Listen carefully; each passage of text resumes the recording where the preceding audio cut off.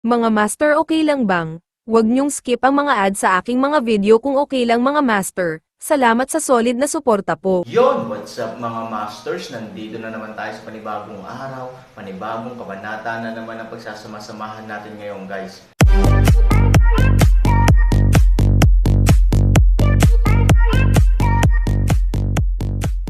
Bali mga masters, kung bago ka pa lang po sa aking YouTube channel, please click the subscribe button, lalong-lalo na po yung notification bell guys, para maging connected pa rin tayo sa isa't isa at maging updated kayo sa mga susunod ko pang video. Bali mga masters, bago natin umpisahan ng kwento ay mag-shoutout po muna tayo para sa mga solid nating tagapakinig. Shoutout kay Aristo at shoutout kay Robert Tolentino. Yun na nga mga masters, no? Bali hindi na ito patagalin. In 3, 2, 1, let's go! Walang nakakaalam ng sagot dito. Kailangan mong tanungin si Han Sanchen para malaman ang lahat. Sa pag-iisip nito, nag-isip sandali ang isa sa mga tanod at naglakas loob na magtanong, dahil hindi tayo naghihiganti, naglakas loob akong magtanong, kagalang-galang na panauhin, ano ang gagawin mo sa kanila? Oo, distinguished guest, mababa lang ang level nila, they are completely incompatible with your status, what qualifications do they have to meet you? And, kailangan nilang problemayan ka para pumunta doon ng personal. Ingat na ingat silang dalawa sa pag-uusap, sa ilalim ng pattern na ito, karaniwang nasiyahan sila sa pakiramdam ng karangalan at katayuan ng isa't isa. Hindi naman galit si Han Sanchen gaya ng inaasahan niya, actually, nung pinuntahan ko sila, ayokong maghiganti sa kanila. Gusto ko lang makita kung ilan na ba kayo at kung gaano nakalakas ang natitira sa inyo. Lahat tayo ay magkasosyo, lahat tayo ay sobrang malapit, kaya dapat nating maunawaan ang isa't isa. In addition, I will go over to see if I can heal some of the people injured by my blood rain. Total, imposibleng iligtas mo ang mga taong medyo malubhang na sugatan sa sarili mo.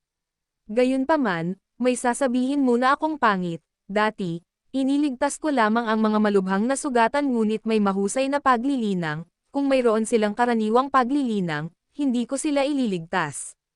Alam mo rin na hindi ko sasayangin ang aking mahalagang paglilinang at tunay na enerhiya sa basura. Pwede mo naman itong pag-usapan, at syempre pwede rin itong pag-usapan ni Han Sanchen, syempre, hindi maaaring maging mabait si Han Sanchen para tretuhin ang mga taong ito o ano paman. Si Han Sanchen ay likas na may sariling layunin at kalkulasyon sa nakaraan. Gayunpaman, upang maalis ang mga pagdududa ng grupong ito ng mga tao, natural na sisikapin ni Han Sanchen ang kanyang makakaya upang pagtakpan ang mga pag-uugaling ito. Kung hindi niya ililigtas ang malubhang na sugatan at hindi nalilinang, mukhang ililigtas talaga ni Han Sanchen ang mga tao. Walang alinlangan ang dalawang gwardya at paulit-ulit na tumanggo. Dahil hindi naman siya ang pumatay ng mga tao noon, walang problema. Gayunpaman, hindi alam ng dalawang gwardya na sa walang malay na paghatak na ito, unti-unting bumigay ang dalawa sa maraming hakbang. Kung si Han Sanchen ay lumabas ng bahay sa simula at direktang sinabi na siya ay pupunta sa kanilang mga tao at pagkatapos ay ililigtas sila, kung gayon ang pagganyak ni Han Sanchen ay tila masyadong halata. Natural, ito ay pukawin ang hinala ng kaaway, maaaring makita ng kaaway na kakaiba ang ugali na ito at tahimik na iulat ito sa kanyang mga nakatataas, sa huli, mas maraming tao ang darating para subaybayan ang Han Sanchen. Tiyak na hindi ito ang gusto ni Han Sanchen. Ngunit ngayon pagkatapos ng gayong paghila, ang lahat ay ganap na nagbago, ngayon ay naging compromise na kay Han Sanchen ang pinangarap ng dalawang tao. Siyempre kahit anong gustong gawin ngayon ni Han Sanchen basta wag lang masyado malugod na tatanggapin ng dalawa kaya paano sila maghay-hinala kay Han Sanchen.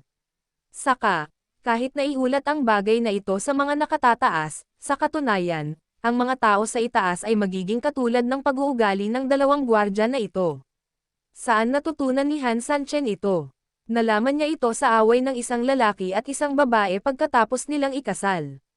Kapag maraming tao ang nagkakamali, palagi nilang papunahin ang pagkakamali ng iba, naghahanap ba ito ng kasalanan?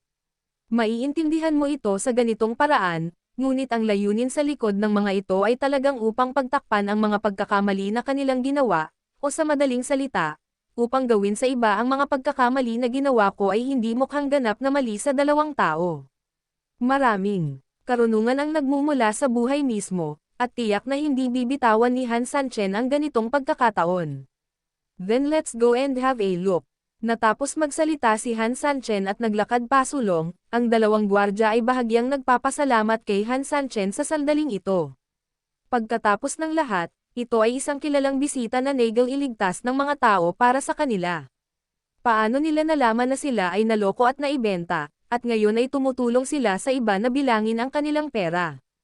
Ang dalawang tao ay hindi nang ahas na magpabiya, at nagmamadaling naglakad sa harap ng Han Sanchen sa ilang hakbang, personal na pinangunahan ang daan para sa kanya, at sumugod patungo sa lugar kung saan nagkukumpuni ang kanilang mga tauhan.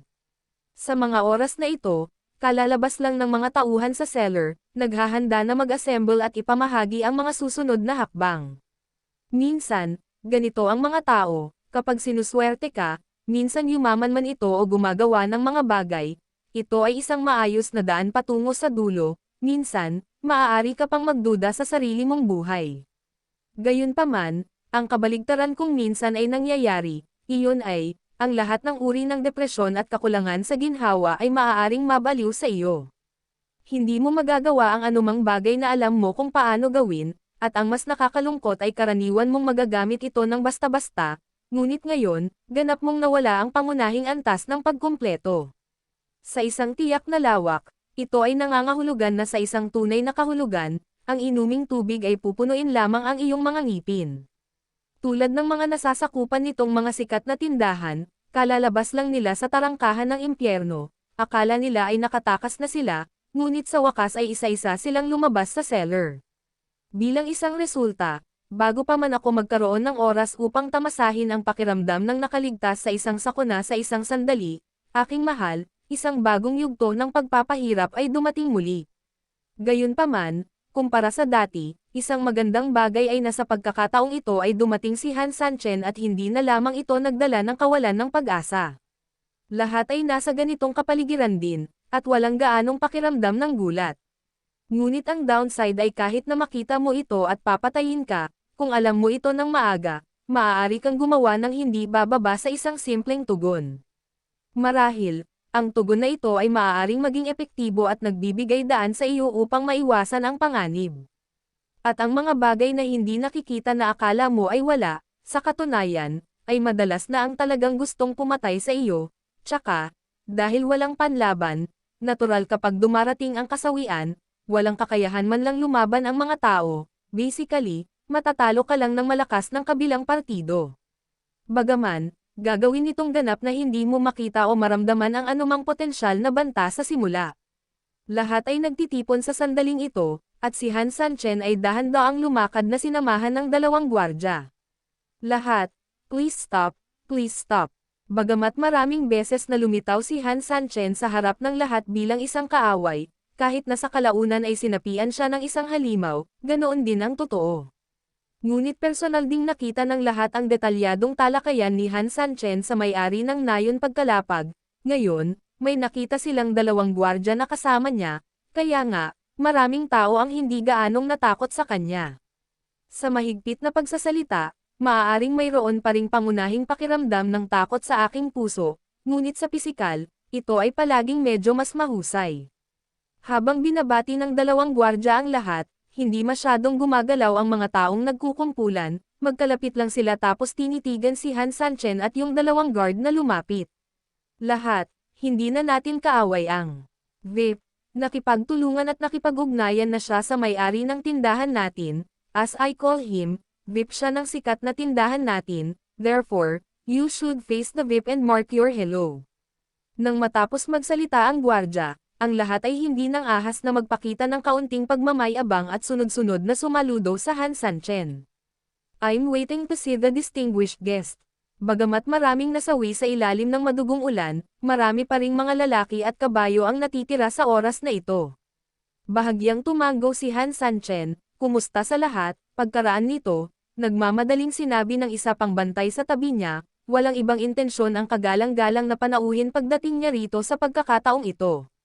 Ang una niyang gustong makita noong dumating siya ay makita ang mental state ng lahat, tutal, magiging grupo na tayo ng mga tao mula ngayon, natural, kailangan nating magkaroon ng basic understanding of each other. I don't think everyone will let our distinguished guests see that we are in low spirits, a side of it. Pagkahulog pa lang ng mga salita, halos hindi na kailangang sumigaw ang mga tao sa ilalim ng entablado, at tumayo sila sa hanay. Hindi alintana kung ang mga sundalo ay nasugatan o hindi, lahat sila ay nakaayos ng maayos sa oras na ito, at walang anumang palatandaan ng kaguluhan. Very good, everyone did a very good job.